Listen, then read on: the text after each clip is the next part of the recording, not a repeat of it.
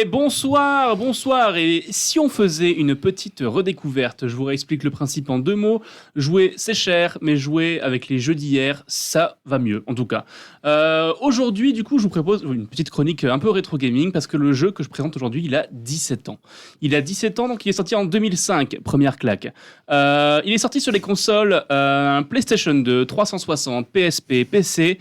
Il est édité par l'Empire du Mal en personne, Electronic Arts, avant qu'il n'ait sombré dans le côté obscur.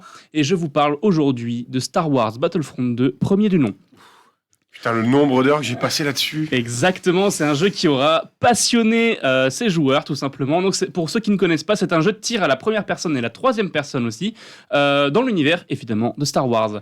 Le jeu nous permet d'incarner 4 factions au choix, donc les droïdes ou la République pour couvrir les événements de la prélogie, ou alors les rebelles et l'Empire pour couvrir les événements de la trilogie originale. Donc le jeu dispose, je vous présente en quelques mots, il dispose d'un multilocal avec des profils et des progressions individuelles. C'est idéal pour faire vos meilleurs concours de beats avec vos potes, avec vos frères, avec ce que vous voulez. C'est le mot de la soirée. Okay.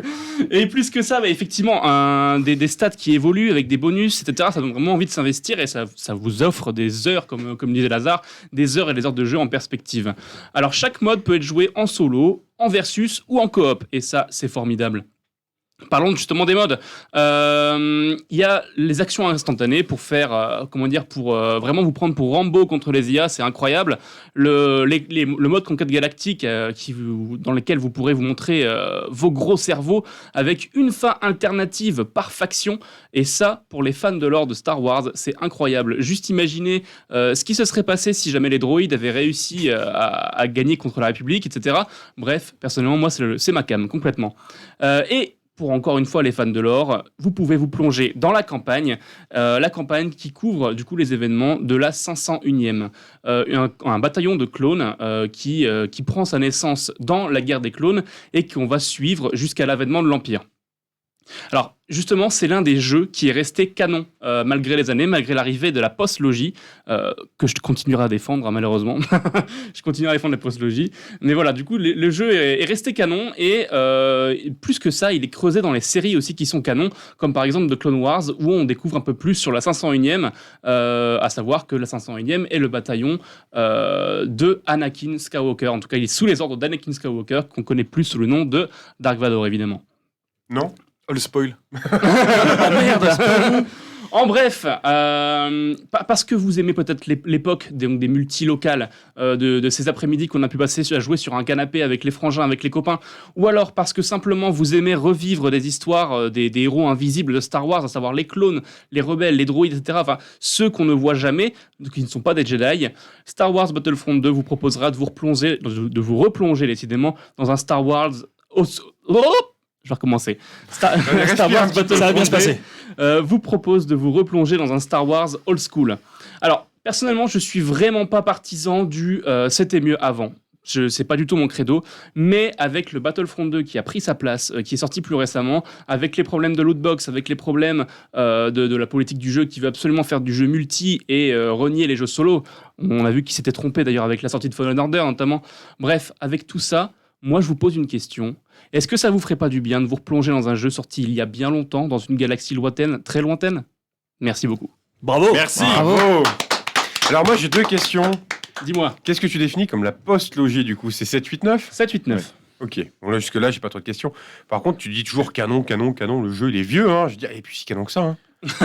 Magnifique. Ouh là là là. En plus, il peut encore surprendre en vrai, parce que j'y ai rejoué, sincèrement, pour la chronique, justement pour les besoins de la chronique, je me suis sacrifié, j'y ai joué il y a pas longtemps, et au final, il est pas si laid que ça pour un jeu sorti en 2005. Même s'il est pas reluisant, ça va quand même. En fait, moi, le truc qui m'éclatera toujours là-dessus, hein, c'est le fait que tu parles ouvertement de rétro gaming sur des jeux pour lesquels j'étais bien conscient psychologiquement que le jeu existait, puisque je l'ai peut-être même eu le jour de la sortie.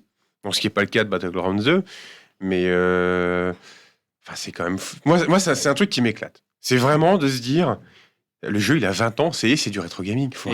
C'est ouf. Les enfants... Bah, c'est de la Xbox première génération.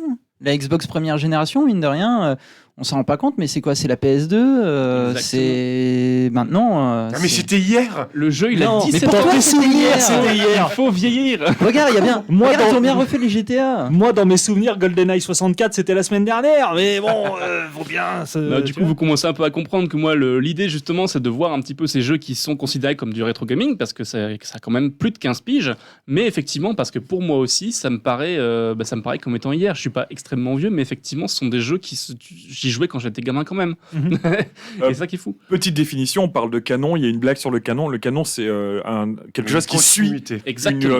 l'histoire officielle. C'est pas un jeu sorti nulle part. Et c'est pas juste une blague de merde que j'ai pu sortir Oui, comme oui, ça tout à fait. un dimanche soir. Alors pour ce qui va se parler, parce que je suis extrêmement fan de Star Wars, vous l'aurez compris. En fait, on va diviser les histoires en canon et en legends justement. En fait, les histoires legends sont ces histoires en fait qui ont été écrites dans les bouquins, parfois sur certains jeux, etc., et qui du coup ont été décanonisées par l'avènement de la postlogie, mais qui existent quand même dans un univers alternatif, on va dire.